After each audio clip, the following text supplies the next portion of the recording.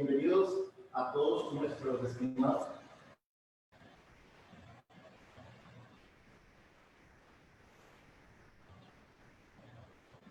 Bienvenidos sean a todos nuestros estimados acompañantes a esta importante actividad que realizamos en el marco de los lineamientos del Ministerio de Salud de Costa Rica y en una situación que nos involucra a toda la comunidad de profesionales que existe de la salud y a la sociedad en general. Yo soy el doctor Cristian Marco Chán, soy el decano de la Facultad de Medicina de la Universidad de Iberoamérica, UNIBE, y le doy la más cordial bienvenida a este webinar internacional que lleva por nombre Principios y Prácticas de Prevención y Control de Infecciones en Organizaciones de la Salud, con énfasis en COVID-19. Esta actividad internacional está seguida de varios países del continente americano y de otras latitudes también. Nos acompaña un panel de expositores del más alto nivel internacional. Les voy a presentar a continuación. Empezamos con la doctora Nairín Colmenares. La doctora Nairín Colmenares, ella es odontóloga, posee una maestría en gestión de la calidad y la seguridad del paciente. Trabaja actualmente como consejera en procesos de acreditación con la Agencia Canadá.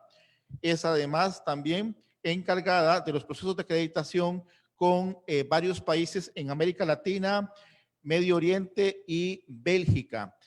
Luego también nos está acompañando el doctor Fernando Rafael Campos Proño. El doctor es médico, es máster en gestión de la calidad hospitalaria y seguridad del paciente, experto en sistemas integrados en gestión por normas ISO y es también un colaborador de la de Acreditación Canadá.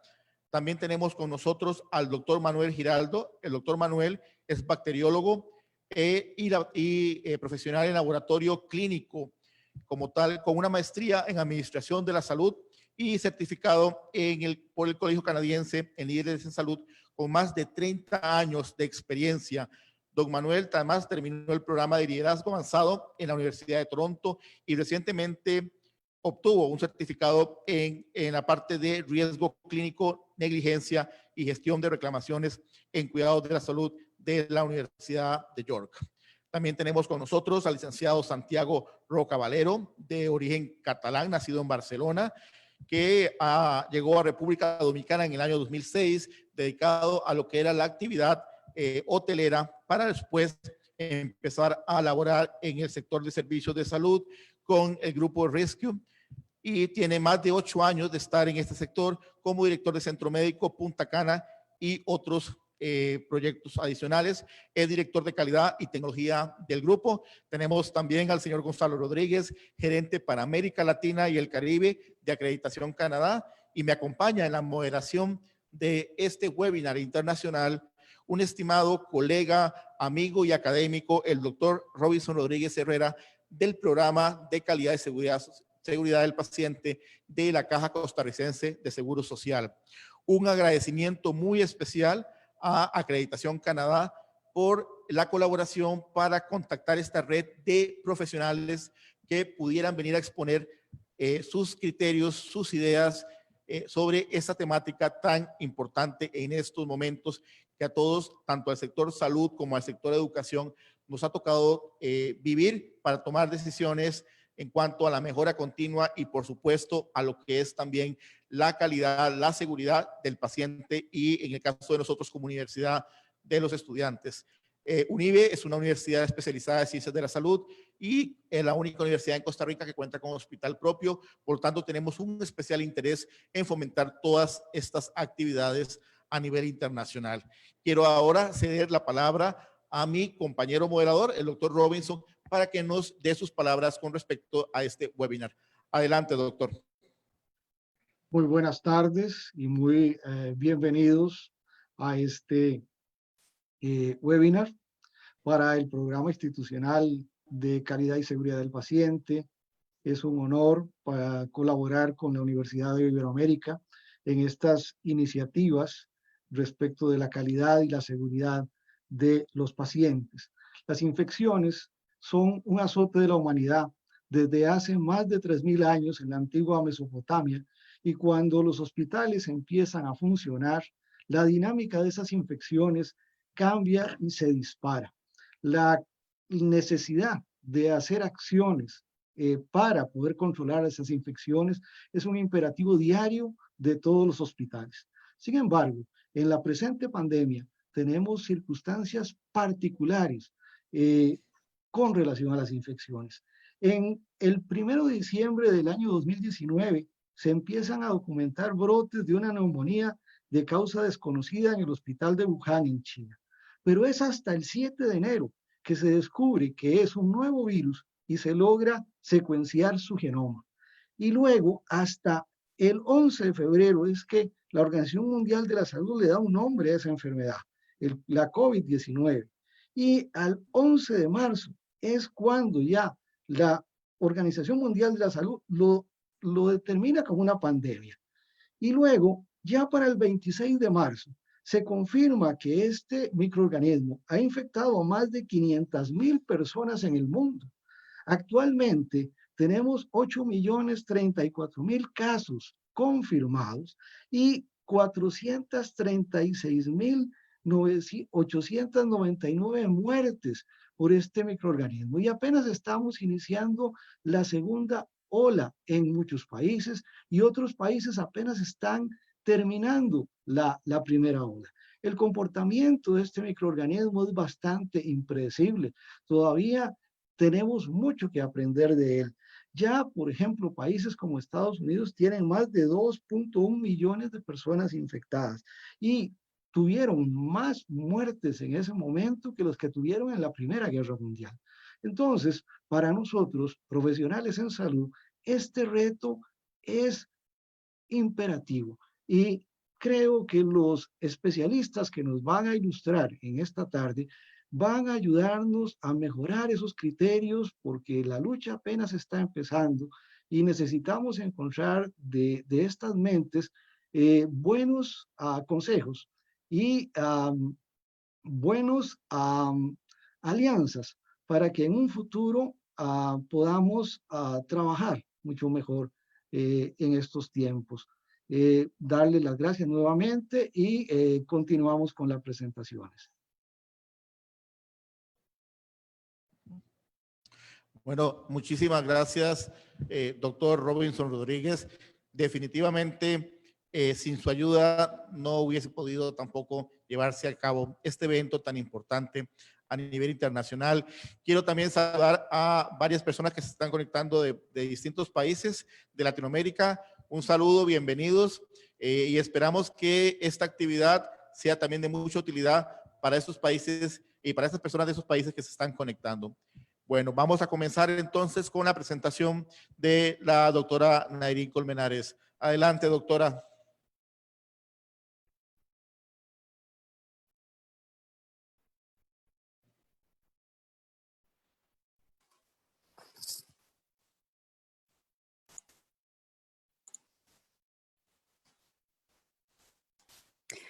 Buenas tardes, de parte de Acreditación Canadá y de Health Standards Organization.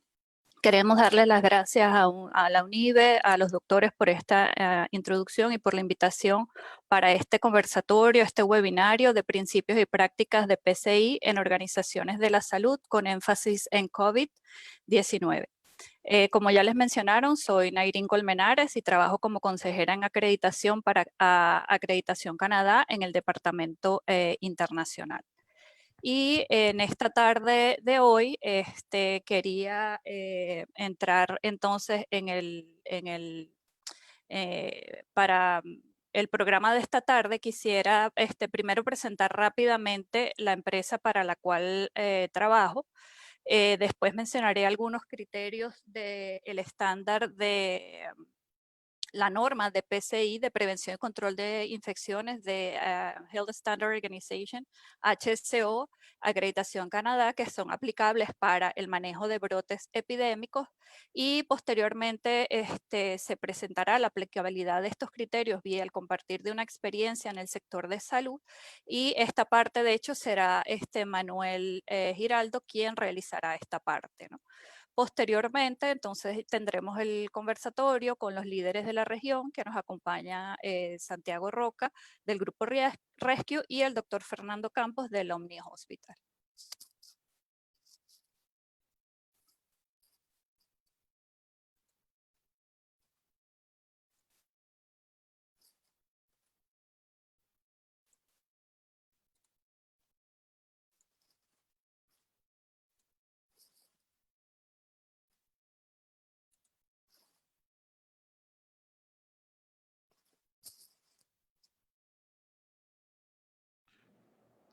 Vamos a dar un momentito con la presentación de la doctora. Perdimos un momento la señal. Vamos a ver si la recuperamos. Unos instantes. Ok. Listo. Perfecto. Entonces, bueno, como les estaba mencionando, la primera parte entonces será la presentación de Acreditación Canadá HSO. Posteriormente haremos la parte de los criterios relacionados de prevención y control de infecciones de la norma del programa Cumentum Internacional. Después será Manuel que hablará de su experiencia canadiense y posteriormente tendremos a Santiago Roca y al doctor Campos. Ya para entrar específicamente con el tema de Acreditación Canadá, les quería mencionar que es la organización que ofrece los programas de acreditación a clientes canadienses e internacionales. Llevamos a cabo evaluaciones de acreditación a través de los estándares creados por HSO. Si bien existen distintas funciones entre Acreditación Canadá y HSO, las dos organizaciones trabajan en estrecha colaboración con un objetivo en común, que es la mejora de calidad y la seguridad de cuidados en el sector salud. En Acreditación Canadá tenemos más de 60 años de experiencia. Trabajamos con más de 10,000 lugares, establecimientos del sector salud en diferentes países. Contamos con un personal estupendo de más de 200 personas y más de 1,000 especialistas, evaluadores, profesores y miembros de comité técnico. En esta diapositiva pueden ver los países donde se encuentran los clientes internacionales de Acreditación Canadá. Nuestras regiones, como pueden ver, incluyen América Latina, el Caribe, Europa, Medio Oriente, África del Norte, así como Asia también. Nuestros clientes en todo el mundo incluyen hospitales y redes de salud, redes de atención primaria, organizaciones de salud pública, instalaciones militares, correccionales, servicios médicos de emergencia, laboratorios, farmacias, clínicas dentales, entre otros. A nivel regional hemos estado presentes en América Latina y el Caribe y dicha presencia se ha ampliado considerablemente en las 2 últimas décadas. Pueden ver aquí las organizaciones o los países que han pasado o han comenzado el proceso de acreditación con Accreditation Canada. De hecho, 2 organizaciones que son el doctor Campos y Santiago Roca nos acompañan hoy. Con respecto a nuestro programa de acreditación, les menciono que… Doctora, ¿me escucha? Sí. Es que no podemos ver su presentación en este momento. ¿Podría volver a compartir la imagen? Porque no la tenemos al aire, la presentación. Ok, un momento. Sí, porque se fue la señal hace unos instantes y podríamos recapitular los datos que nos estaba presentando. Sí, prácticamente desde el inicio. Vamos a ver. Perfecto, tenemos ya la imagen. Ok, cuando me dijo desde el inicio, ¿qué parte quiere que retome del inicio? Recapitulemos desde el principio para que los asistentes puedan verlas. Ok, bueno, para recapitular, la idea de este seminario, de este webinario de hoy es, primero que nada, hablarles en general de lo que la compañía que somos, HSO, Health Standard Organization y Acreditación a Canadá. Posteriormente, les mencionaré algunos criterios del estándar o la norma de prevención y control de infecciones de HSO a Accreditation Canada que son aplicables para el manejo de brotes epidémicos. Posteriormente se presentará la aplicabilidad de estos criterios vía el compartir de una experiencia en el sector de salud. Esta parte es la que va a realizar Manuel Giraldo.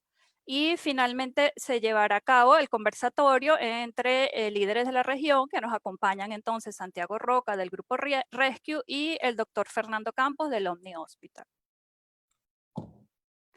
Acreditación Canadá ofrece los programas de acreditación a clientes canadienses e internacionales. Somos los que llevamos a cabo evaluaciones de acreditación a través de los estándares que han sido creados por HSO. Ambas organizaciones tienen funciones distintas, pero tenemos el fin común que es la mejora de la calidad y la seguridad de cuidados en el sector salud. Como pueden ver aquí, tenemos más de 60 años de experiencia en Acreditación Canadá. Trabajamos en diferentes lugares, establecimientos del sector salud, en diferentes países. Tenemos un personal de más de 200 personas y también contamos con más de 1000 especialistas entre evaluadores, profesores, miembros de los diferentes comités técnicos que son los que se encargan de realizar los estándares. En esta diapositiva lo que quiero mostrarles son los distintos países que conforman parte de nuestros clientes internacionales. Pueden ver las distintas regiones que son parte de nuestra clientela, como son América Latina, el Caribe, Europa, el Medio Oriente, África del Norte, Asia. Y nuestros clientes forman parte de, se incluyen hospitales, redes de atención primaria, de salud pública, instalaciones militares, laboratorios, servicios médicos de emergencia, clínicas dentales, entre otros. Aquí pueden ver entonces nuestra presencia en América Latina específicamente y en el Caribe, las distintas organizaciones que han comenzado o han llevado a cabo su proceso de acreditación con Accreditation Canada. Del hospital, del Omni Hospital en Ecuador, específicamente en Guayaquil, y del Grupo Rescue de Punta Cana, de República Dominicana, vienen nuestros invitados de la tarde que harán el conversatorio más tarde. Con respecto al programa de acreditación, les menciono que Qmentum es el nombre del programa que se utiliza para la acreditación. El nombre viene por el inglés de la Q de calidad en inglés y mentum, que viene de la palabra momentum, que en inglés se traduciría, al español se traduciría como el ímpetu ganado por un objeto en movimiento. Así que la combinación de esas dos palabras es una manera de describir el proceso de acreditación, lo que el proceso de acreditación intenta realizar. O sea que es crear ese movimiento, ese ímpetu impulsado por la mejora continua de la calidad. En esta diapositiva se muestran las normas que utiliza el programa Qmentum Internacional. Estas normas cumplen o cubren los requisitos de calidad y seguridad. Como pueden ver, hay dos tipos de estándares o de normas en el programa. Las transversales, que se aplican en su mayoría para casi todos los clientes, como son las normas de gobernanza, liderazgo, prevención y control de infecciones y gestión de medicamentos. Y luego las que son específicas, que son las que ven en las columnas de aquí, que son en función de los servicios o que cada organización presta. ¿Vamos bien con el sonido y con la imagen? Excelente, vamos bien. Ok, seguimos entonces. Ya para hablar específicamente de lo que es la prevención y control de infecciones, de la norma de prevención y control de infecciones, dentro del programa Qmentum existe, como les mencioné, esta norma y que la idea es que este estándar sea el marco para planificar, implementar, evaluar todo lo que es un programa de prevención y control de infecciones que sea efectivo, y esto normalmente se basa sobre evidencias y las mejores prácticas en prevención y control de infecciones. Se sabe que los programas de prevención y control de infecciones bien diseñados son adecuados, puesto que reducen las infecciones relacionadas con los cuidados de salud, el tiempo de hospitalización, el costo de tratamiento y las infecciones relacionadas con los cuidados de salud. Este estándar describe las prácticas de rutina más importantes y las precauciones adicionales necesarias para contar con un programa de PCI, de prevención y control de infecciones efectivo, y que vamos a ver que incluyen como por ejemplo la evaluación del riesgo en el punto de atención, la higiene de manos, técnicas asépticas, equipo de protección personal, limpieza y desinfección del entorno físico, entre otros elementos. Vamos a ver también que este estándar, de hecho, como les mencioné, tiene unas secciones de planificación y desarrollo de PCI. Esta sección específicamente se centra en los elementos que la organización ha implementado para evaluar sus riesgos de PCI, así como también detectar cómo ese programa ha sido preparado siguiendo las directivas del plan estratégico y del liderazgo organizacional. Más adelante, Manuel, de hecho, les va a dar ejemplos relacionados con esta sección. También tenemos el de implementación del programa de PCI y la evaluación, y de hecho les mostraré algunos criterios porque lamentablemente no pudimos poner aquí todos los criterios de esta norma de estas dos secciones, y también de hecho Manuel también les va a dar su aplicación según su experiencia. Debo acotar aquí que durante la visita de acreditación los evaluadores de Acreditación Canadá van a usar los criterios de esta norma para evaluar los procesos y prácticas de prevención y control de infecciones de la organización. Estos evaluadores van a observar las distintas prácticas que se han implementado, y es importante mencionar que los evaluadores revisan el desempeño organizacional y no el desempeño individual. Para comenzar entonces con el primer criterio, y dentro de la sección de implementación de programa de PCI, encontramos el que dice que se da al cliente, a las familias y a los visitantes acceso a los recursos de higiene de las manos y al equipo de protección personal. Entre los recursos de higiene de las manos se incluyen instalaciones dedicadas para lavarse las manos, y así como desinfectantes para manos a base de alcohol. Al momento de la visita, por ejemplo, el evaluador va a observar si hay presencia de gel en los diferentes sectores de atención, sobre todo en las zonas de riesgo, por ejemplo, en áreas de hospitalización, de cirugía, así como también va a ver como las prácticas de lavado de manos que se respeten y que se use el gel y los equipos de protección personal.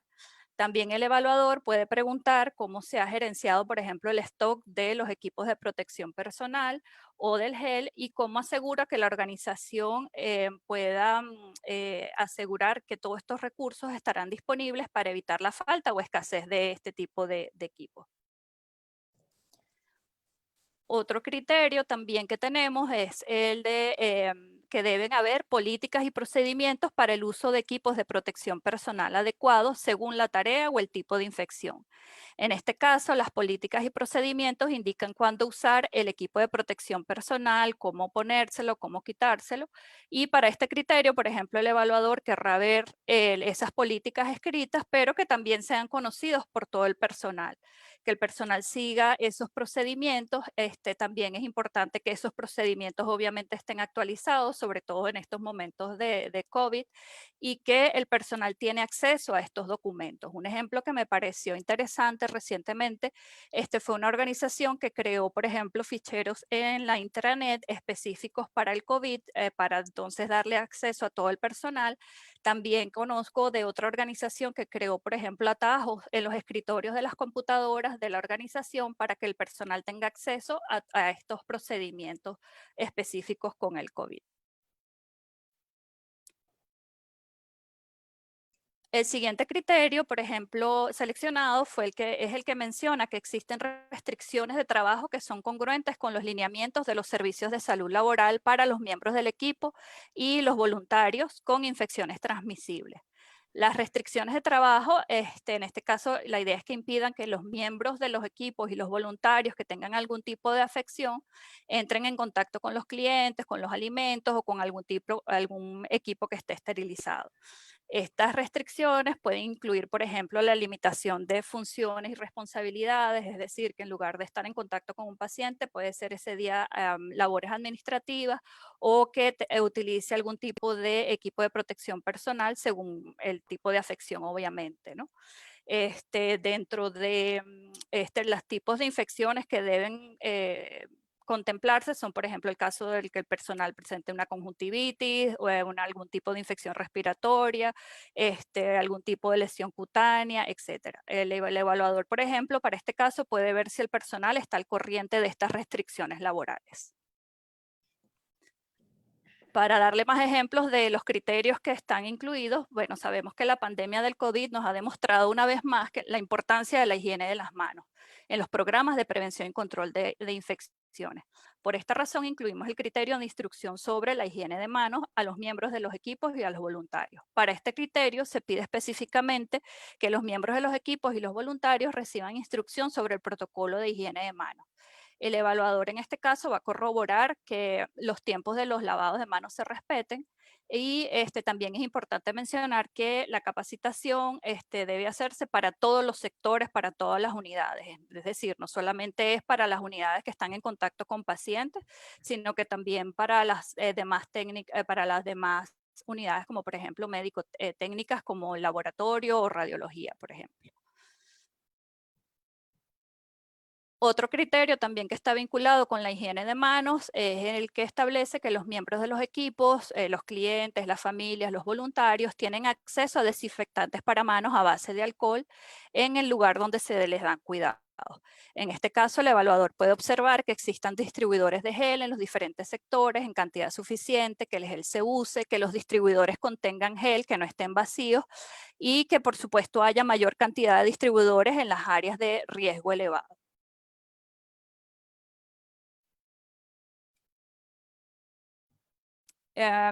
Sabemos también que en la prevención y control de infecciones no es la técnica solamente lo que importa con respecto al lavado de manos, sino que también se sigan las prácticas correctas.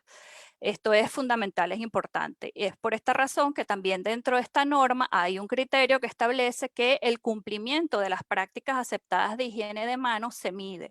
Es decir, se pueden utilizar algún tipo de auditoría para ver cómo se sigue esa práctica. También que esos resultados de esas auditorías se comuniquen con el personal y que también esos resultados de esas mediciones pues se utilicen para las mejores, para todo lo que es la parte de la mejora de la calidad, la mejora de resultados en general. Entonces, los evaluadores pueden verificar, por ejemplo, los resultados de las auditorías hechas, revisarán que también esas auditorías se hagan en todos los sectores, para todas las categorías de empleados, es decir, no solamente enfermeras, sino para los técnicos, para los médicos, etcétera, ¿no?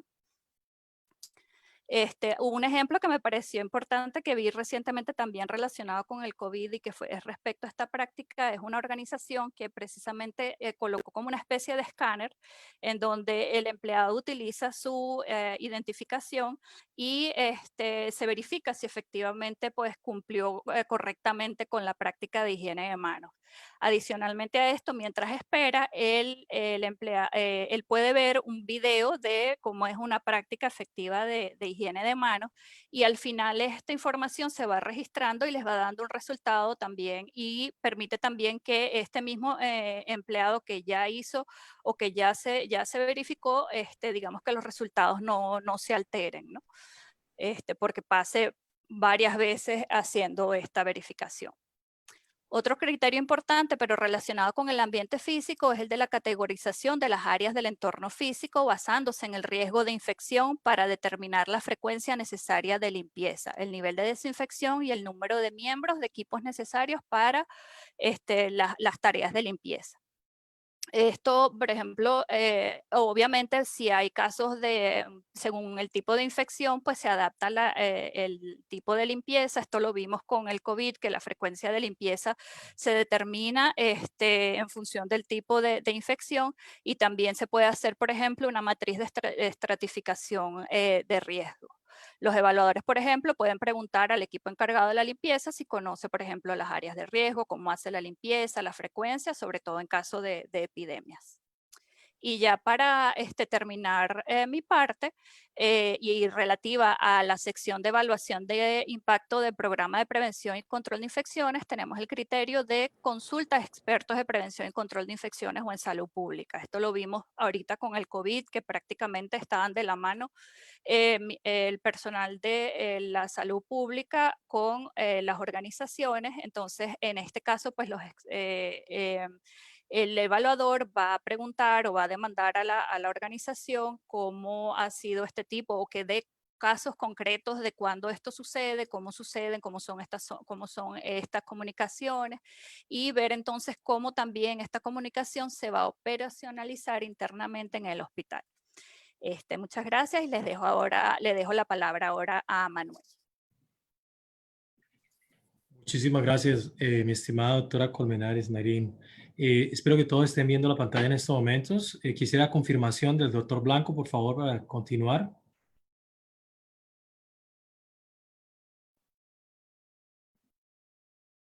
Doctor Blanco. El doctor Robinson, sí lo vemos bien. Ok, muchísimas gracias, doctor Robinson. Continuamos entonces. Bueno, mi nombre es Manuel Giraldo, trabajo en un hospital de la ciudad de Toronto y se me ha pedido que haga un recuento un poquitico de la experiencia de mía dentro del sector salud canadiense. ¿Me está escuchando? Sí, lo oigo. Sí. ¿Me oyes? ¿Me oyes? Adelante, es para nada más, saludar también a los compañeros que nos están escribiendo de toda Latinoamérica, México, Argentina, Chile, Ecuador, Colombia. Muchas personas nos están escribiendo porque están viendo la actividad. Un agradecimiento también a Acreditación Canadá, porque realmente la actividad está siendo de muchísimo éxito y nos están escribiendo muchos mensajes de apoyo y de seguimiento de la actividad. Adelante, doctor. Muchísimas gracias, doctor Blanco, y es muy bueno saber este tipo de que la gente está reunida en este momento en un tema tan importante. Les contaba un poquitico de mi trabajo. Trabajo en un hospital de más o menos 420 camas y básicamente lo que voy a tratar de compartir con ustedes es la experiencia como trabajador profesional de salud dentro del contexto canadiense y cómo estamos hospitales dentro de Canadá manejando este tipo de pandemia. Ya lo dijo al principio el doctor Rodríguez, mi estimado amigo, un poquitico acerca del recuento de las fechas más importantes que esta pandemia ha tocado desde que se fue identificada por allá en diciembre, y cuando la OMS en diciembre 31 alerta de un nuevo número importante de casos de neumonía de la ciudad de Wuhan en China por un nuevo virus. En marzo 11, la OMS declara el COVID como una pandemia. En mayo 21, 5 millones de casos en el mundo y más de 300,000 muertos, o cerca de 300,000 muertos. Las estadísticas que saqué hace un par de días, que vienen del Hospital Johns Hopkins, lo tengo aquí. En estos momentos tenemos más de 5 millones de casos globalmente y cerca de 440,000 muertes, más de 2 millones en Estados Unidos y cerca de 120,000 muertes solo en los Estados Unidos. Tengo aquí la página del Johns Hopkins. Quiero saber si la puedo encontrar para mostrárselas y quizás más adelante la encontramos. Esto está evolucionando diariamente. Oímos que casi que diarios, más o menos hay más de 100 personas, 100,000 personas infectadas. Hay países que están muy fuertemente afectados, como la India, que están creciendo rápidamente los números. En Latinoamérica también estamos realmente muy asombrados de algunos países, como está rápidamente la epidemia, la pandemia creciendo, y otros que lo han sabido controlar muy bien. Entonces, esta es la primera gráfica. La segunda es la parte del confinamiento, semiconfinamiento, el no confinamiento, que algunos países han aplicado las medidas de encerramiento con toque de queda versus a otros países que lo han tomado de una forma no tan punitiva, donde hay un político más de flexibilidad, pero con mucha responsabilidad social. Y eso no significa que vayan a haber muchos menos casos o más casos. Lo que esto quería mostrarle con esta gráfica es que en algunos países, y estamos viendo Latinoamérica en estos momentos, las medidas han sido bastante coercitivas, con, como les decía, la parte de confinamiento obligatorio, y en algunos de estos países se ha visto que el crecimiento continúa siendo bastante alarmante. La siguiente es gráfica, ya me voy a más que todo centralizar en Canadá. Esto es una diapositiva que la dividí en 3 mapas y la saqué hasta el día de hace 2 días, la tuve actualizada para ustedes, donde muestra el comportamiento del COVID virus en 3 cosas. Primero, el número de casos en Canadá. En este momento, hace 2 días estaba en 99.147, hoy se pasaron los 100,000 casos positivos de Canadá con las provincias de Ontario, Quebec y la provincia de Alberta con el mayor número de casos. Lo interesante de esta gráfica es saber primero que el primer caso fue en el enero 25 y el segundo, saber el porcentaje de recuperados. Esto es un dato muy importante. Muchos de ustedes utilizan el odómetro coronavirus, que es otro website donde se encuentra información muy relevante. Y en este sitio se publica el porcentaje de recuperados y en otros sitios muchísimos más, pero este es un buen sumario de todos los casos mundiales y por país. Los invito a que lo miren, lo mismo el Johns Hopkins Hospital de los Estados Unidos, donde hay una data muy importante de esto. Lo interesante es recuperar el número de recuperados. De los 100,000 casos, más de 60,000 se han recuperado. Entonces los invito a que miren y que comparen ese tipo de cifras porque ustedes van a ver que esta cifra varía mucho entre países. Algunos países solamente tenemos 30% recuperados, 20% recuperados. La segunda gráfica, esta que está aquí del el mapa de la mitad, es el número de muertes. En Canadá tenemos en estos momentos más de 8,000 muertos y lógicamente el número de muertos es mayor en las provincias que les identifiqué anteriormente.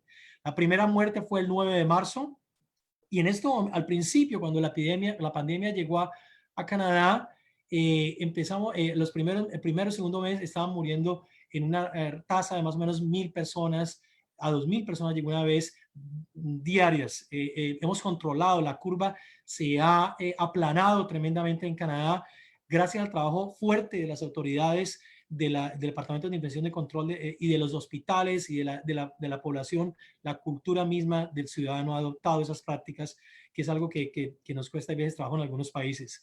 El número de muertes actualmente es de 30 a 40 muertos y como les decía, más o menos el número de casos ha bajado de 2,000 más o menos a 200 casos diarios. Y este número de acá, el número de pruebas de laboratorio, el número de exámenes de laboratorio es muy importante. Si ustedes van a ese website que les decía que se llama el coronavirus odómetro, van a encontrar el número de pruebas que hace cada país por millón.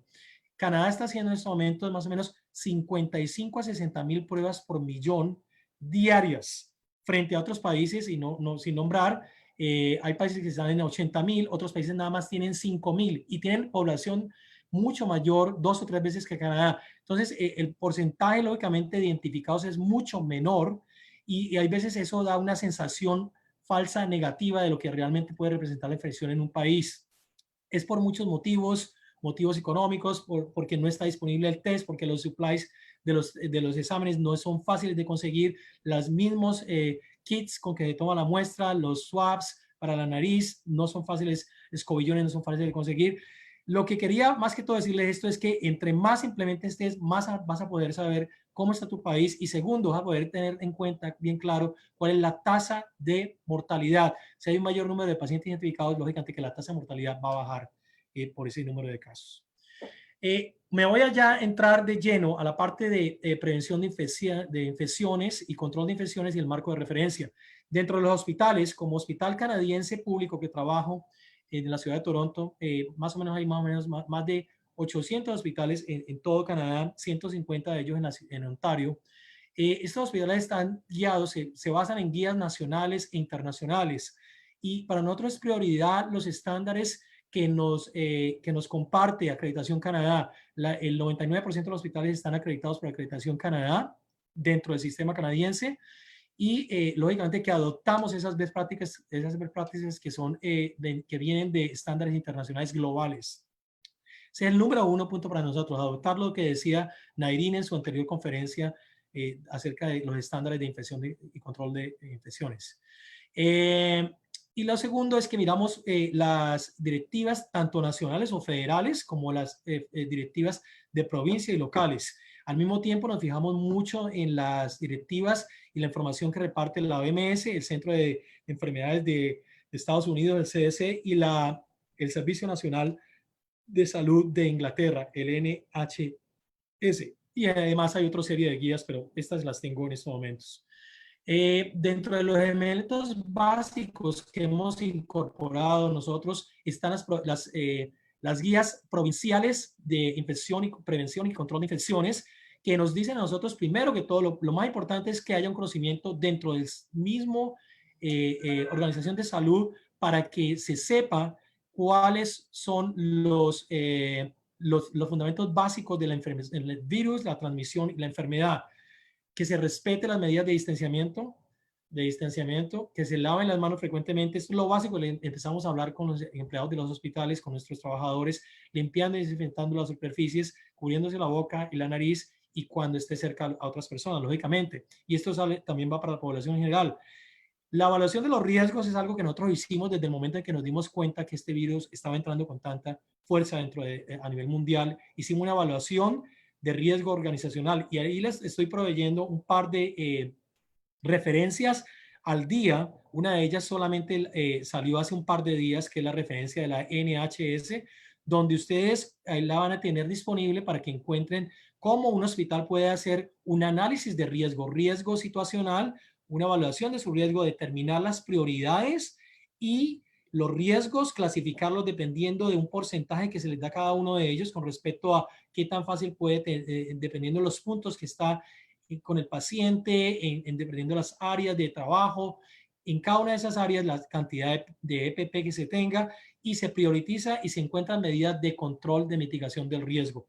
Esa es una herramienta muy buena que ojalá la puedan acceder, es la primera. Y la segunda es la de la CDC, del Centro de Infecciones de Estados Unidos, donde ya da una evaluación de riesgo directamente relacionada con el personal médico que está expuesto a pacientes que tienen COVID, que están potencialmente con COVID. La siguiente es una evaluación del riesgo al lado del paciente.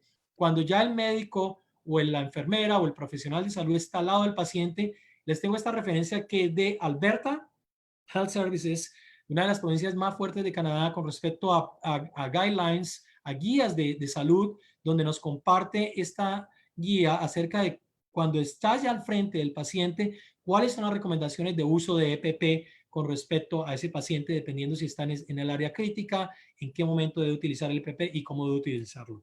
También está la referencia disponible para ustedes. Esta es una diapositiva básica que ya la discutimos y la discutió Nadine, no quiero invertir mucho tiempo en ella. Son fundamentos básicos que todos estamos y tenemos bien presente hoy en día. Lavado de las manos también lo habló muy claro el doctor Rodríguez, un experto en este tema de lavado de las manos, hace auditorías constantemente en su hospital. Nosotros hacemos auditorías, lógicamente es uno de los estándares de acreditación Canadá que tenemos que cumplir. Hacemos mediciones de las áreas, como lo decían ahí, no solamente clínicas, sino administrativas y también de voluntarios de los hospitales. Medimos, comparamos y tenemos diferentes targets donde la gente tiene que tener un número determinado, un porcentaje determinado cada área.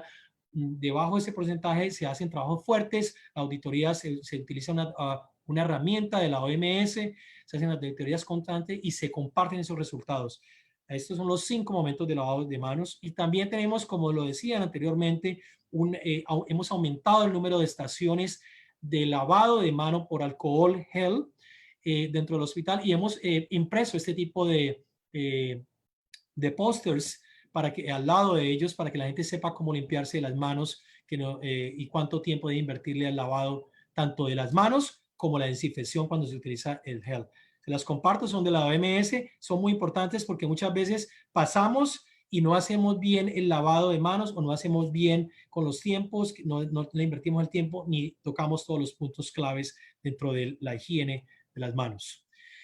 Hay una teoría muy bonita que se las tengo aquí en dos diapositivas. La primera es un poquitico de información que la voy a pasar rápido. Solamente quiero mostrarles que la teoría de la jerarquía de controles habla de 4 puntos, 4 a 5 puntos. La primera es la eliminación y sustitución de la causa del problema. O sea, en estos momentos, si hablamos del virus, pues sería la eliminación de él, que es difícil, sería lo más efectivo. La segunda es el control de ingeniería. Ese tipo de barreras, contenedores resistentes, cortopulsantes, el alcohol gel, todo lo que utilizamos, el control de ingeniería para reducir el error humano. Y los controles administrativos son las políticas, protocolos y procedimientos que tenemos bien implementados en nuestros hospitales y que muchos de ustedes los tienen también implementados y que muchos de otros todavía están trabajando en ellos para implementarlos, para desarrollarlos, basados en guías internacionales, con discusiones con el departamento tanto médico como el departamento de infección, de control de infecciones, con input de diferentes líderes de la organización y basados en guías internacionales, entre ellas, lógicamente, para cumplir con los estándares de acreditación internacional y otras organizaciones internacionales, los adoptamos, desarrollamos políticas claras, protocolos y procedimientos. Y se hace, lógicamente, la educación y el entrenamiento. Entre ellos tenemos el tamizaje activo y pasivo, tenemos acceso restringido. Por ejemplo, dentro de mi hospital, tenemos que los pacientes entran por un área diferente, son tamizados en la entrada, se le hace un screen completo con una serie de preguntas. Ustedes saben cuáles son las preguntas, dónde ha estado en los 14 días, con quién ha estado en contacto, ha tenido los síntomas, A cada uno se les entrega una mascarilla. Lo mismo pasa, los empleados entran por otra puerta diferente. Hay también los controles, las barreras que les decía, los controles de ingeniería, una barrera física ahí, se le hacen las mismas preguntas todos los días al empleado, nos hacen esas preguntas a nosotros, nos entregan una o dos mascarillas dependiendo si vamos a estar en contacto o no con el paciente, y esa la mascarilla la podemos cambiar, la podemos renovar, en fin, la podemos cambiar por otra si necesitamos, si está mojada. Y lógicamente eso es solamente para el que está dentro del hospital en áreas administrativas o caminando en nuestro hospital. Si está el paciente ya, el médico con el paciente en esa área, ya tendrá acceso a todo el EPP, que es lógicamente el adecuado.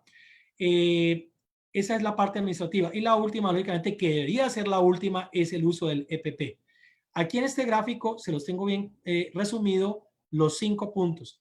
En la izquierda de su pantalla, si está mirando el computador de frente, encontrará los 5 puntos: eliminación, sustitución, controles de ingeniería, controles administrativos y el EPP. Y a la derecha tengo un grafiquito que es en forma de cartoon y denomina o identifica cómo se pueden implementar esos riesgos y cómo se pueden reducir o mitigar si tú implementas esos tipos de control de la izquierda. Bueno, dentro de lo que les decía, el uso de la EPP, nos hemos dado cuenta que hay una disminución significativa y en algunos casos totalmente ha habido escasez de ciertos EPP, entre ellos el respirador N95, es el más común que se ha escaseado. También hay problemas con las barreras de cara, de vidrio, perdón, de acrílico. Todo este tipo de cosas se han escaseado globalmente y algunos países inclusive han determinado que no es momento de ellos para producirlas y exportarlas, sino para tenerlas dentro de su país. Son decisiones que son conflictivas, han ocasionado conflicto y se han encontrado EPPs que son defectuosos de países que han importado a otros países. En fin, con esa escasez mundial es muy importante saber cómo racionar el uso de la EPP. Desarrollar un criterio específico dentro de cada institución es clave. Nosotros tenemos un criterio fijo, clave, que va con las directivas provinciales y nacionales de cuándo se debe utilizar este tipo de protección personal, en qué tipo de momento, cuándo hay generación de aerosoles, en fin, todo eso dependiendo del riesgo de la exposición.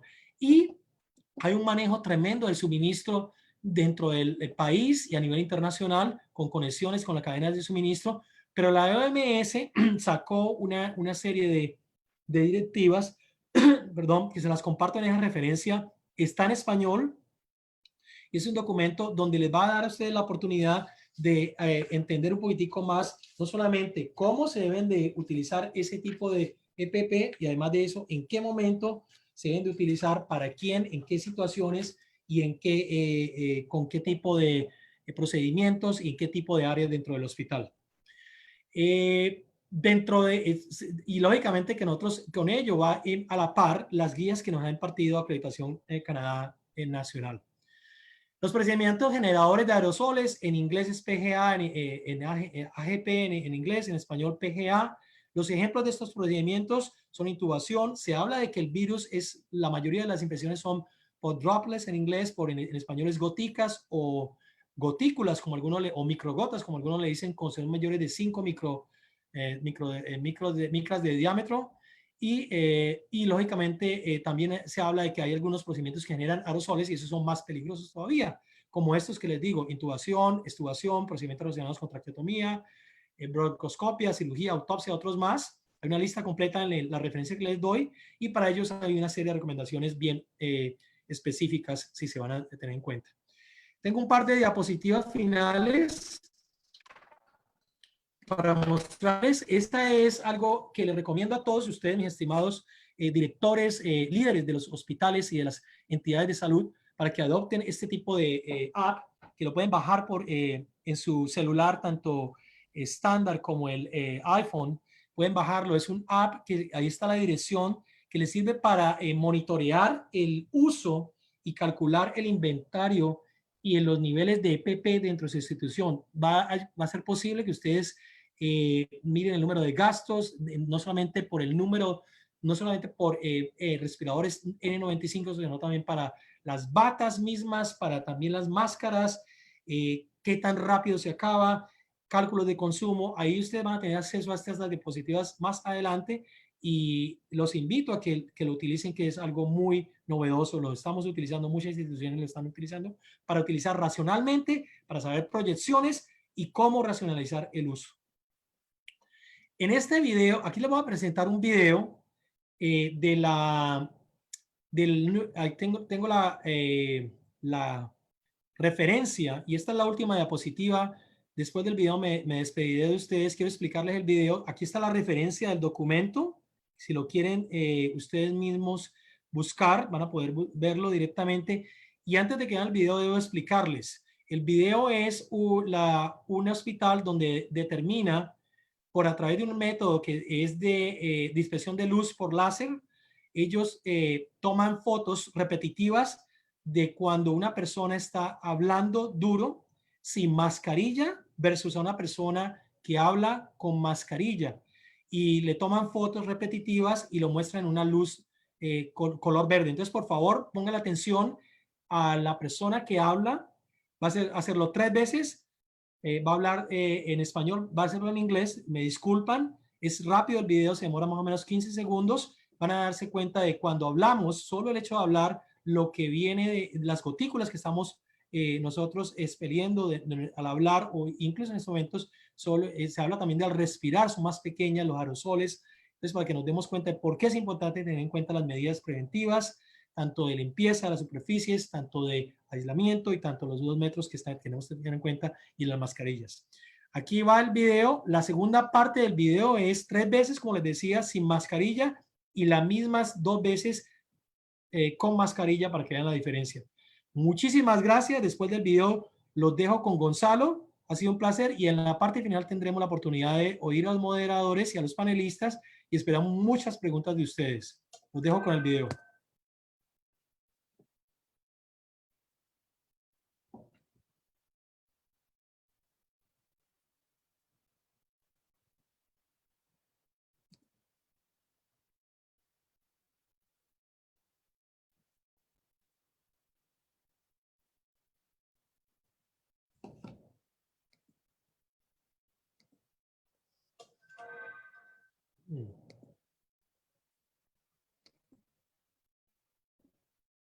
Ahí va el video.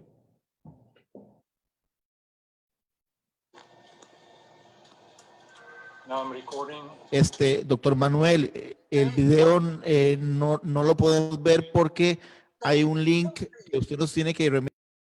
Great, less loud. Stay healthy. Good. Are you recording? Yeah. Stay healthy. Louder. Stay healthy. Louder. Stay healthy. Nothing. Perdón, me decía el doctor, ojalá lo hubieran podido ver. No sé si lo pudieron ver doctor? al final. Sí, dígame. Dígame, doctor. Sí, sí, vamos a colocar el enlace en los comentarios para que los compañeros de los otros países lo puedan ver. Es que no se puede reproducir en este momento por algún enlace técnico que tiene el link. Entonces, más bien, si le damos la palabra en este momento a don Gonzalo para que pueda participar en este momento. Don Gonzalo Rodríguez. Muy buenas tardes a todos, buenas noches, dependiendo de donde ustedes se encuentran en este momento viéndonos. Primero que todo, me presento, mi nombre es Gonzalo Rodríguez, soy el gerente de Acreditación Canadá y Health Standard Organization para Latinoamérica y el Caribe. Hoy les quiero comentar cómo nuestra organización les puede ayudar a todos ustedes. Este es un mensaje específico y claro de las diferentes herramientas que la organización tiene para ayudar a las instituciones de la salud. Acreditación Canadá tiene una gran experiencia a nivel mundial. Trabajamos en todos los continentes con el sector público y el sector privado, siempre ayudando a las organizaciones a conseguir la calidad en sus servicios. Entonces, ¿cómo le podemos ayudar? Una de nuestras formas es aplicando estándares clínicos y las mejores prácticas organizacionales a las instituciones del sector salud. Estandarizando y evaluando los servicios de todos los niveles del cuidado de salud, desarrollando y llevando a cabo diferentes sesiones educativas para el personal clínico de las organizaciones, siempre con el énfasis en la mejora de la calidad. También a raíz del COVID-19, en nuestra organización dio una serie de herramientas y estándares gratuitos para ayudar a las organizaciones. Estos estándares fueron puestos gratuitamente justamente 2 semanas después de que la pandemia empezó. ¿Cuáles son los estándares que estamos dando gratuitamente para todas las organizaciones a nivel mundial? Es prevención y control de infecciones, servicios de cuidados intensivos, preparación para emergencias y desastres, departamento de emergencias, salud virtual o mejor conocido como telemedicina. También, como les mencioné anteriormente, algunas herramientas que son kit de las mejoras prácticas para la seguridad del paciente. Y se creó un kit de herramientas de autoevaluación. ¿Qué quiere decir esto? Esto es un kit que las organizaciones tienen acceso para que ellos mismos hagan su autoevaluación. Se escogieron los criterios más críticos y específicos donde van a analizar y evaluar las diferentes áreas de sus organizaciones. Ustedes reciben un enlace y con ese enlace ustedes seleccionan el personal médico de su hospital o clínica para que ellos mismos hagan esa reflexión, esa autoevaluación. Una vez terminado este proceso, se envía un reporte donde se indican las diferentes brechas de las diferentes áreas que deben implementar. Entonces, eso está a disposición de las organizaciones en este momento.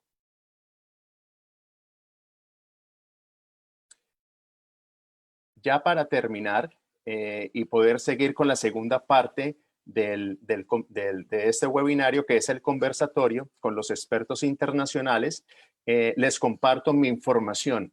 Aquellas personas que no tuvieron la oportunidad de registrarse al webinario con anterioridad y están participando, me pueden contactar directamente vía email para yo hacerles llegar los estándares que están gratuitos. Y si tienen alguna pregunta referente a Acreditación Canadá y HSO, estoy a su disposición. Me pueden contactar sin ningún problema y podemos explicarles más a fondo de cómo nosotros como organización le podemos ayudar a todas sus hospitales y clínicas. Muchas gracias. Muchas gracias, don Gonzalo, por la participación y nuevamente un agradecimiento a Acreditación Canadá por participar y por ayudar también a que esta actividad pueda llegar a tantos países en Latinoamérica. Realmente estamos muy satisfechos y muy agradecidos con todos los mensajes de apoyo que nos están llegando a través de redes sociales. Vamos a continuar ahora con los expertos internacionales y le damos la palabra al doctor Fernando Rafael Campos Proaño. Adelante, doctor.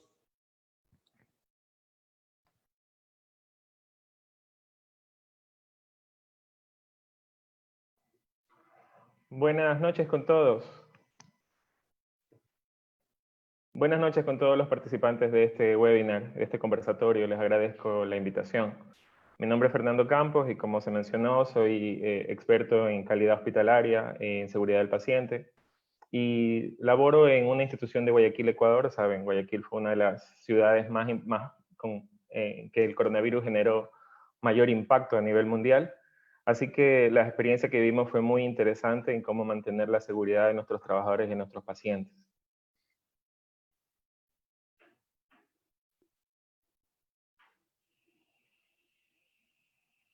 Y también tenemos a el licenciado Santiago Roca Valero, que va a participar desde República Dominicana.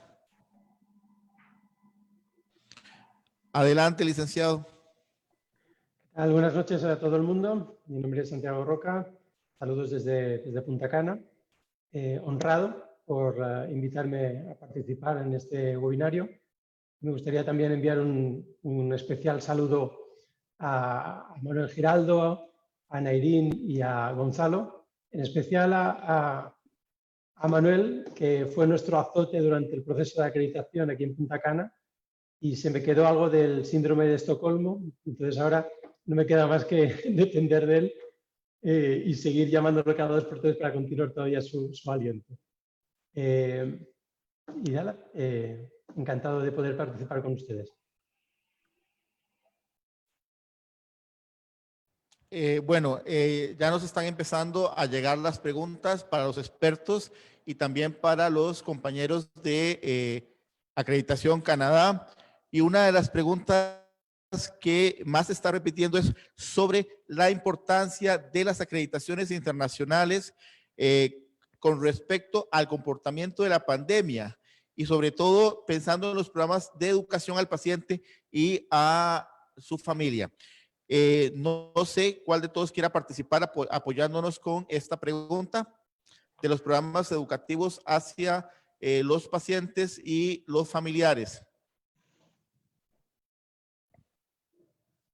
Bueno, la importancia de las acreditaciones de Accreditation Canada o de acreditaciones de calidad en general para la pandemia fue tremenda, ¿no? En realidad, siento que cuando los organismos sanitarios internacionales comenzaban a señalar cuáles eran los requerimientos que los hospitales, que las instituciones de salud tenían que aplicar, era como coger un cuaderno, un apoyabrazos y poner check, check, check. Todas las recomendaciones que hacían nosotros de una forma u otra ya las habíamos aplicado. Aunque el Omnis Hospital es un hospital relativamente joven, en Guayaquil tenemos 10 años de experiencia, de existir. Desde el inicio de la existencia del hospital siempre estuvimos muy comprometidos con el tema de la calidad y la seguridad. Primero estuvimos certificados a través de normas de calidad de gestión como el ISO 9001, 14000, 45000, y posteriormente, sabiendo que nos faltaba algo diferente, nos faltaba no una norma que nos obligue a cumplir, por así decirlo, los requisitos que nosotros mismos imponíamos o que nos imponía el marco legal, sino certificar por una norma donde se certificaban los estándares de calidad más altos. En este caso, la cereza del pastel de la gestión de calidad del hospital fue acreditarnos por Accreditation Canada. Y estando acreditados, pues teníamos ya implementado un plan de control de infecciones, teníamos implementados ya planes de respuesta a emergencias, y entre esas emergencias teníamos consideradas los brotes epidémicos y pandémicos. Aunque nadie estuvo 100% preparado para esto, realmente haber caminado con Accreditation Canada nos dio bastantes herramientas para responder más rápido probablemente, o de forma más apropiada, y poder recuperarnos quizás más rápido en nuestra ciudad que otras instituciones hospitalarias. Tenemos otra pregunta que nos hacen desde México y es la opinión de los expertos con respecto a estandarizar protocolos de pacientes en cuidados intensivos. La opinión como expertos con respecto a los protocolos con pacientes en estas unidades. ¿No es el doctor Santiago? Ojalá fuera doctor. En este caso, ¿Perdón? digo que ojalá fuera doctor. Soy licenciado, no soy doctor.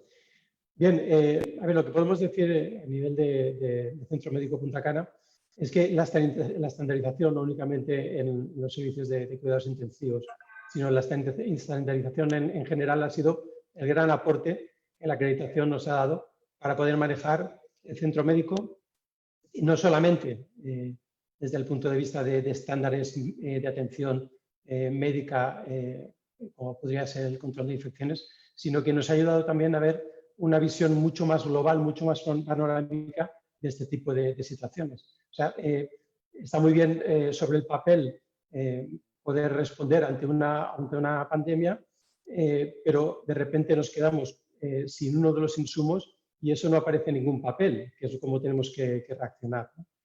En nuestro caso, en el Centro Médico Punta Cana, los casos de cuidados intensivos han sido 2 únicamente. O sea que ha sido todo muy manejable y obviamente como ya teníamos implementados los sistemas y los estándares de control de infecciones, para nosotros ha sido muchísimo más sencillo mantener el control de las infecciones en esa área tan compleja, ¿no?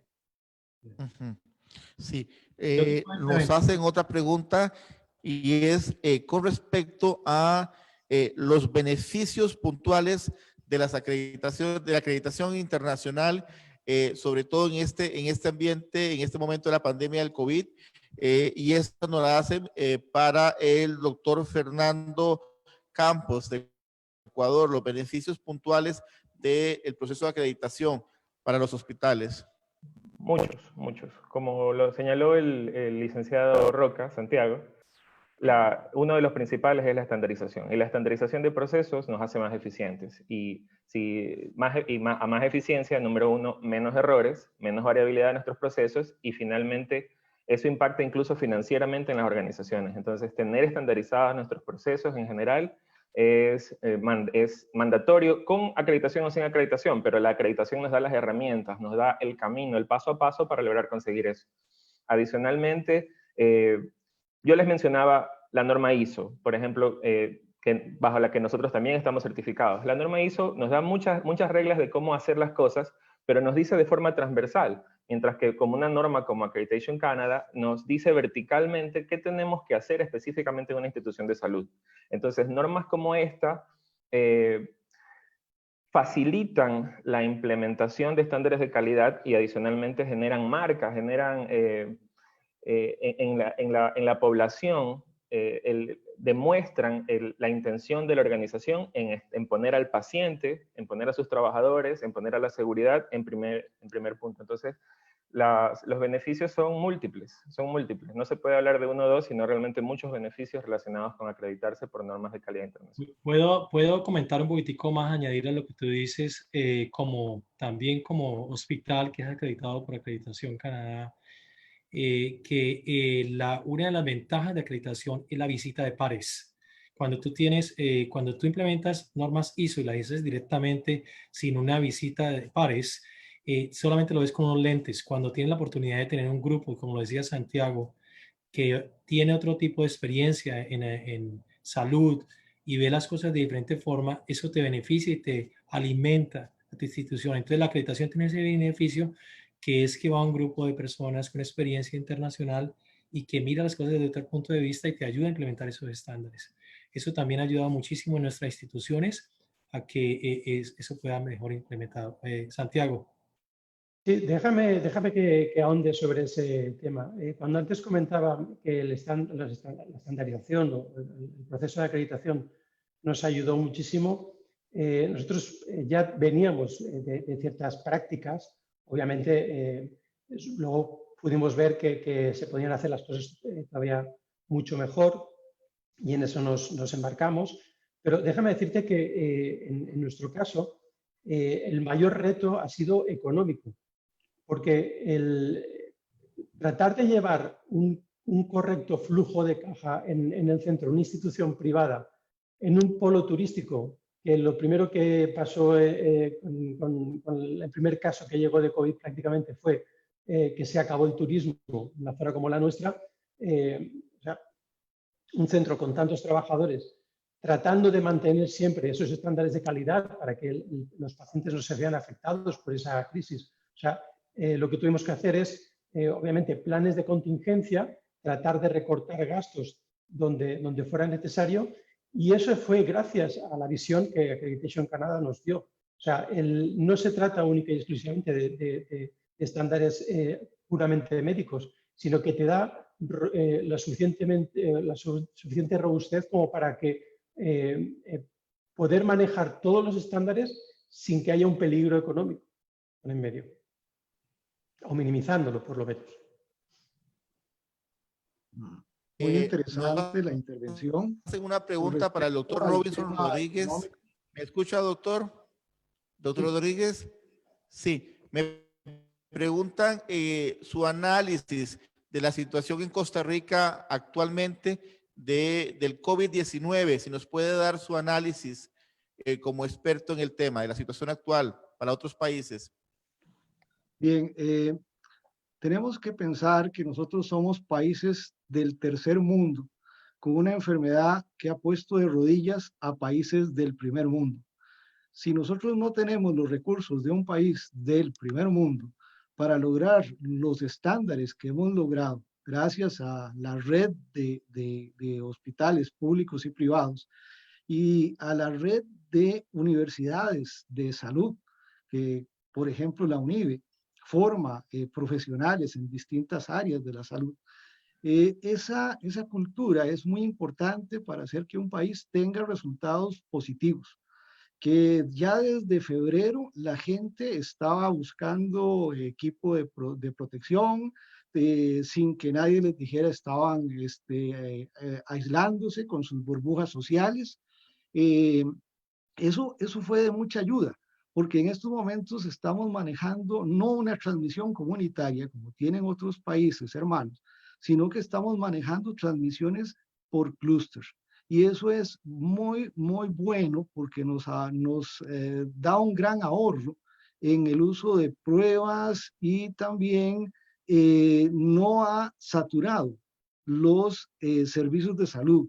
Entonces, es muy importante el apoyo de la población y la educación en salud que tiene la población para poder crear un impacto que inclusive empezó antes de que las autoridades de salud empezaran a dictar normativas. Eso es muy bueno.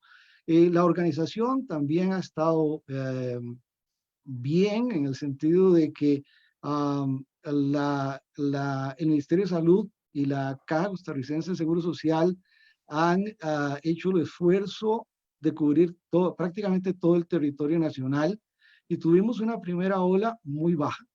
Gracias a esas dos partes, la población y las instituciones de salud, la cantidad de fallecimientos también es muy baja y la disponibilidad de los seguimientos también ha sido muy buena.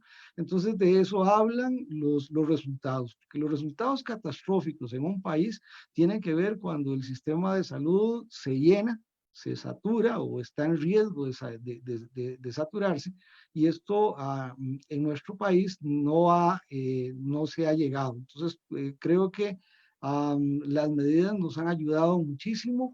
No hemos necesitado de la cantidad de respiradores, pero sin embargo tenemos allí los respiradores, la gente apoyando la labor de los funcionarios de salud. Eso ha sido fantástico. Hay que recordar que si un hospital no sigue normas muy estrictas, la tasa de transmisibilidad en un hospital es mucho mayor que en una comunidad.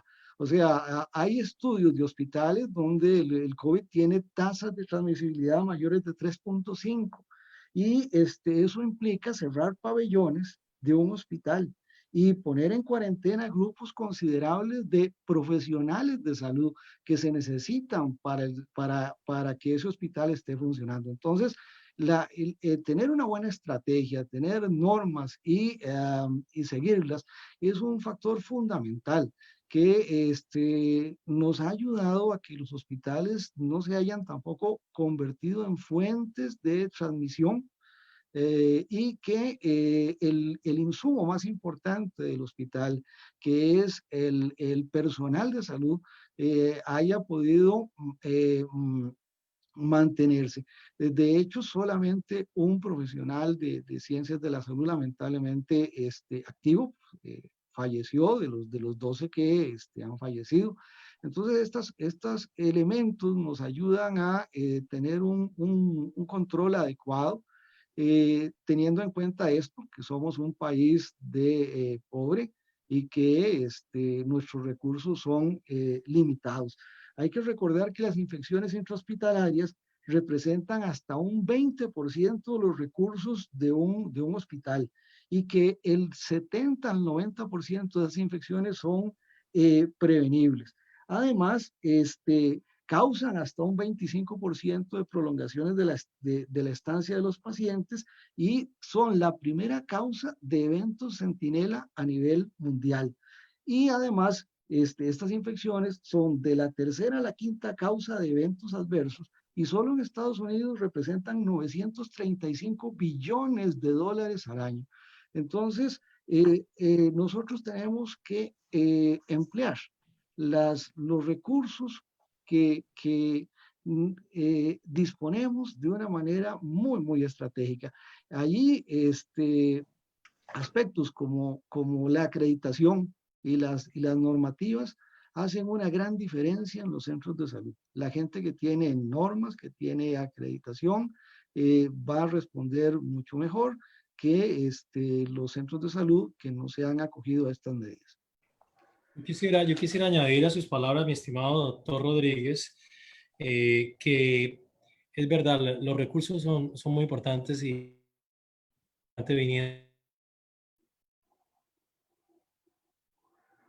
nos hacen también la siguiente pregunta. Tenemos esa fortuna entonces, lo que por ejemplo. Aló. ¿Me oye? Yo creo que está demorándose el retorno suyo, mi estimado doctor Blanco. ¿Me oye? Sí, ya. Es que, okay. Vamos con una pregunta que volvemos al ámbito del tema de pacientes y sus familias. Nos hacen la pregunta sobre recomendaciones especiales de los expertos a los familiares de los pacientes, tanto los de internamiento en los hospitales como los que se les da el egreso en estos procesos de control de calidad y seguridad del paciente, las recomendaciones de los expertos a los familiares de los pacientes. Yo le voy a responder esa preguntita, pero quería volverme atrás con el comentario del doctor Rodríguez. Es muy importante el testeo. En el hospital mío, hospital que trabajo, hay 22 camas de UCI. Es una combinación de camas de cirugía alta y al mismo tiempo de cirugía cardíaca.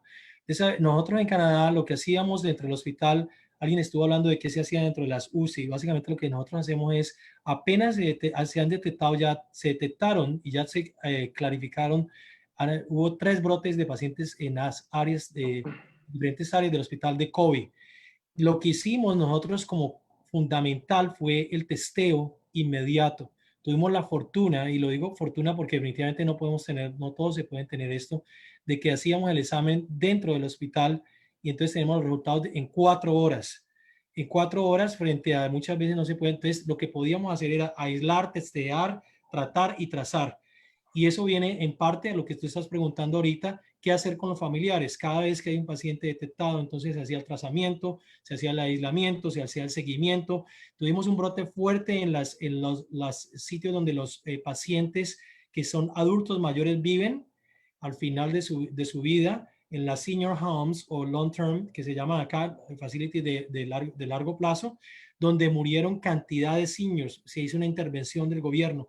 Pero lo clave aquí fue la cantidad de políticas y protocolos que habíamos desarrollado y el acatamiento estricto a las directivas del gobierno para disminuir. Con respecto a la pregunta que tú haces directamente o que la persona que está en la línea nos hace acerca del seguimiento de los pacientes, de los familiares, es lo mismo.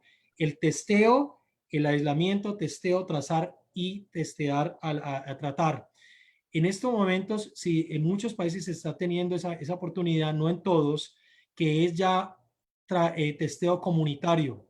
Entonces, es básicamente está abierto al que sienta síntomas, que vaya a centros de testeo y que se haga su prueba. Y esa prueba, entonces, si está disponible en 24 horas, podrás tener inmediatamente el traceo de quién estuvo en contacto y hacer el aislamiento. ¿Qué recomendaciones se le da a los familiares? Los mismos que se le da a la población, que es el aislamiento, las medidas de lavado de manos, los mismos tipos de conversación que hemos estado diciendo se le dan, no hay nada diferente. Y lógicamente los pacientes que están en el hospital están restringidos de visita. En nuestro hospital las cirugías electivas se cancelaron y solo pacientes críticos se están atendiendo. Si hay una madre que está teniendo un bebé, solamente el padre puede atender el momento del bebé, del resto el padre se tiene que ir de la casa, del hospital. Entonces, son una cantidad de medidas que han disminuido que esta infección se haya podido diseminar. No sé si hay comentarios del doctor Fernando Campos con respecto a su hospital. Sí, creo que me alineo con el doctor Robinson en el sentido de que el contexto es importante en todos estos análisis, ¿no? Dice mi gerente, a veces hay que tropicalizar las cosas, tropicalizar las normas. ¿En qué sentido? Nosotros en Guayaquil, lamentablemente, no tuvimos siempre acceso a los recursos más idóneos para el diagnóstico y para la prevención y tratamiento de esta enfermedad. Así que de cierta forma había que ser innovador o ser creativo a la hora de generar soluciones. Definitivamente a todos los familiares de los pacientes, la educación iba, tal como dijo el doctor Giraldo, en relación a las medidas básicas de bioseguridad en casa. La higiene de manos, la limpieza de superficies, el no tocarse el rostro, etc. Luego, el cerco epidemiológico es responsabilidad en nuestro país de la autoridad sanitaria local. Y bueno, ahí realmente mucho de lo que hemos aprendido, de lo que la autoridad sanitaria tiene que implementar, es mejoras en el aspecto epidemiológico del Ministerio de Salud. Costa Rica, de hecho, yo estoy haciendo una maestría de gerencia hospitalaria y Costa Rica es un caso de estudio en relación a lo bien estructurado que está el sistema de salud en Costa Rica, por lo menos a nivel de la atención primaria. Y un sistema de salud así de estructurado es lo que todavía en nuestro país no funciona apropiadamente. No tenemos todos esos recursos. Y la educación dentro de las instituciones es vital para el uso apropiado de los recursos. También quise acortarlo hace un momento, porque, por ejemplo, de nada sirve que tengamos respiradores N95 o que tengamos el mejor grupo de insumos disponibles si es que los trabajadores, por ejemplo, no saben colocarse apropiadamente los insumos o colocarse apropiadamente el equipo de protección personal. Pese a que le podemos dar a nuestros trabajadores lo mejor y lo hemos a través de nuestro departamento de logística conseguido darle los mejores insumos disponibles en el medio, aún así tuvimos un 15% de colaboradores infectados y seguramente se relaciona porque a veces es tan difícil evitar cometer errores en las medidas básicas de bioseguridad. Entonces la educación ha sido vital para nuestros colaboradores y para nuestros pacientes y sus familiares. Nos piden aquí que por favor, que si el licenciado Santiago Roca puede darle recomendaciones a todos los gerentes o administradores de hospitales desde el punto de vista de gestión administrativa ante esta situación del COVID, que si puede compartir sus recomendaciones a gerentes y administradores de hospitales. Sí, cómo no.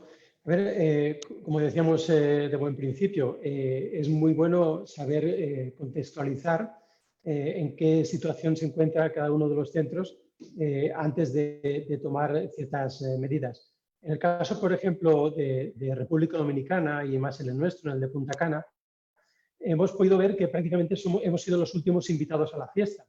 Y eso nos ha dado cierta ventaja porque hemos ido aprendiendo de los errores de los demás y también hemos podido ir preveyendo lo que iba a suceder. Tenemos dos centros, uno es el Centro Médico Punta Cana, en Punta Cana, y el otro es el Centro Médico Burnigal, que está en Puerto Plata. La experiencia ha sido muy dispar.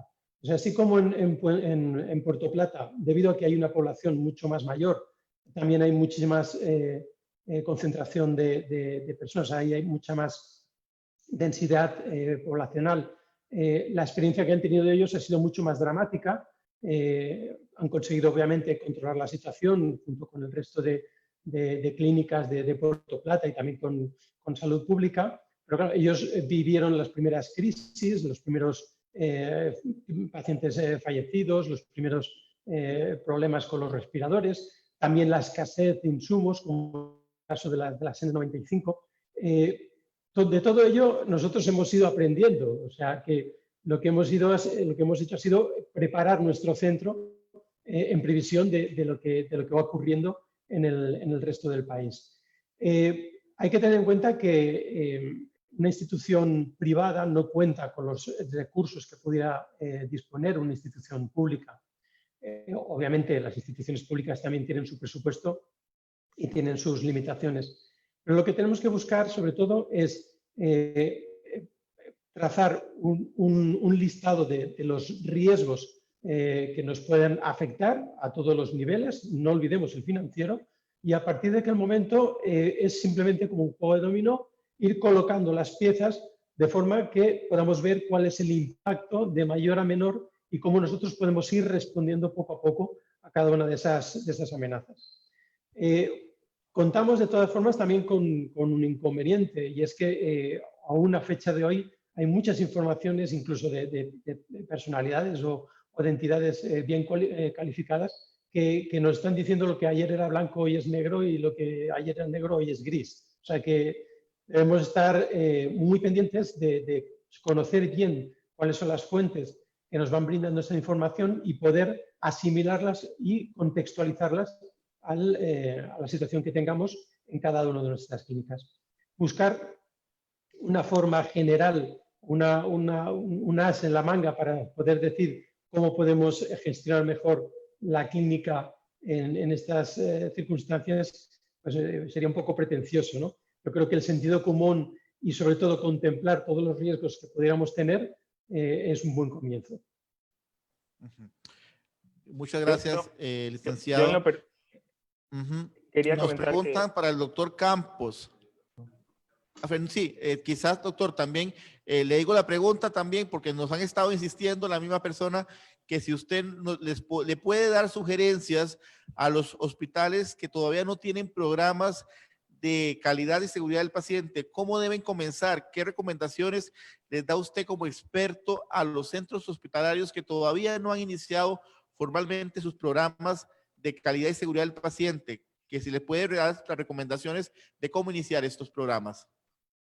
Ya, lo que quería primero mencionar es que evidentemente depende si estos gerentes que querían saber acerca de cómo administrar sus instituciones son de una institución pública o una institución privada. Es totalmente diferente la administración, la problemática en cada uno de los lados. Y me parece que la base es la gestión de los riesgos, identificar apropiadamente los riesgos para poder ir liberando áreas y poder comenzar a dirigir los recursos más eficientemente y ojalá poder comenzar a abrir los servicios que sean más rentables para las organizaciones, pero porque tenemos bien identificados los riesgos y bien controlados, o lo mejor controlados posibles. Ahora, en relación a la segunda pregunta, a la última pregunta que realizaron, lo primero que yo creo que hay que hacer es establecer un autodiagnóstico de cada una de las organizaciones. De ahí se parte. Entonces tenemos que primero conocer en base a qué tipo de requisitos o normativas o contra qué normativas nos vamos a comparar y realizar un autodiagnóstico de nuestra situación para saber cuáles son los gaps que tenemos y saber por dónde tenemos que implementar nuestros esfuerzos. Ir primero a lo más importante que sería a aquellas áreas en las que somos más débiles. Y todo sistema de calidad está enfocado básicamente en 3 o 4 pilares. Número 1, un sistema de gestión de calidad es un sistema enfocado en procesos. Entonces, es necesario establecer nuestro mapa de procesos, sistematizar nuestros procesos y sistematizar las interacciones entre los procesos para disminuir los errores, disminuir la variabilidad, mejorar la eficiencia de cada uno de los procesos. Segundo, ser un sistema de gestión enfocado en los requisitos de nuestros clientes. Entonces, tenemos que identificar claramente qué es nuestros clientes y cuál es el marco legal y normativo que nos afecta, como les dije, para poder hacer un diagnóstico inicial y poder implementar los planes de acción correspondientes. Y tercero, ser una organización enfocada en la gestión de riesgos. Identificar todos nuestros riesgos de calidad en nuestros procesos, identificar nuestros peligros laborales, nuestros aspectos ambientales, evaluarlos apropiadamente y de esa evaluación determinar a dónde tengo que implementar las medidas. Esa sería mi recomendación a la hora de comenzar con la implementación de un sistema de gestión de calidad. Yo le diría Yo le diría que tomaran ventaja de lo que está Gonzalo contó al principio. Hay una serie de estándares que Acreditación Canadá está dejando acceso a las organizaciones que lo contacten a él y que puedan acceder a estos estándares que son de infección y control. Hay unos de ellos que son acceso libre, hay otros que ustedes podrán averiguar más con él, pero es muy importante que empiecen a mirar esos estándares, cómo adoptarlos en sus organizaciones. Y lo que mejor que tenemos en nuestros países latinos es el factor humano.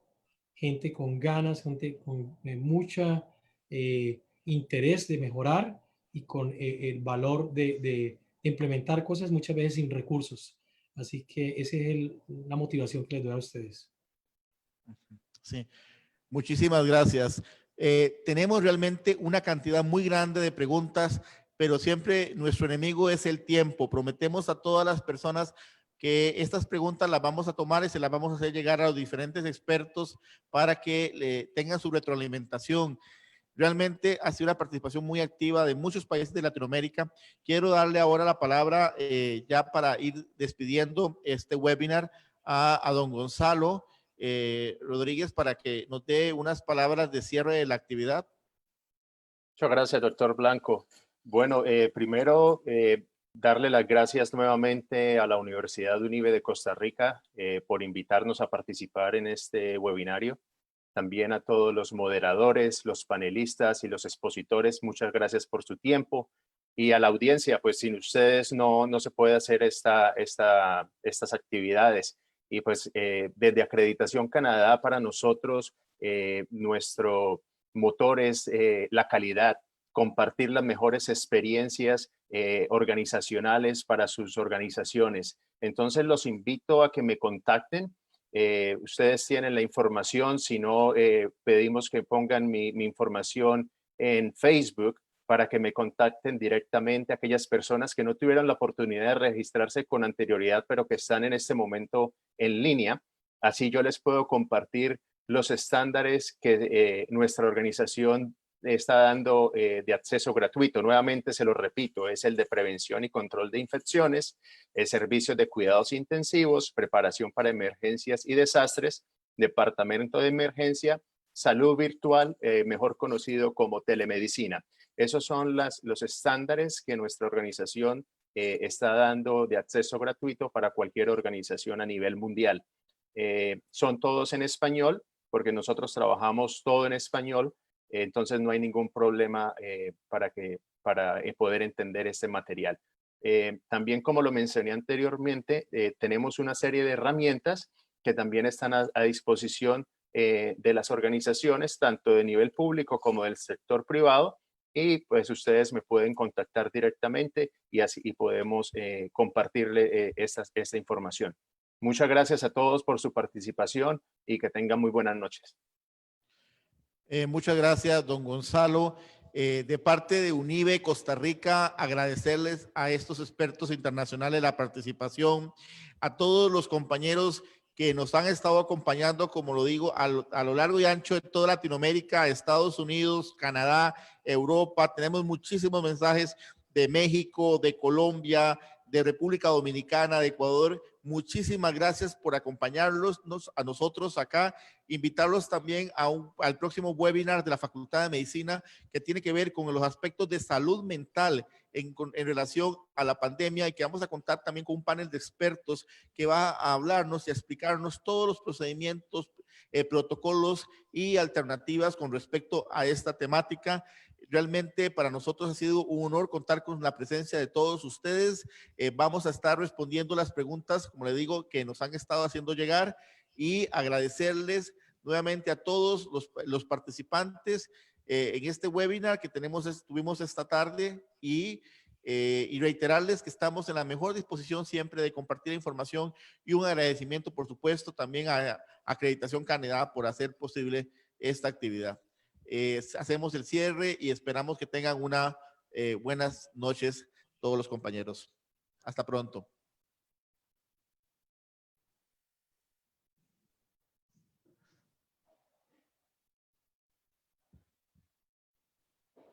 ¿Nos quedamos aquí en la línea? Estamos esperando la instrucción del doctor Blanco. Yo tengo toque de queda, yo creo que me van a meter preso.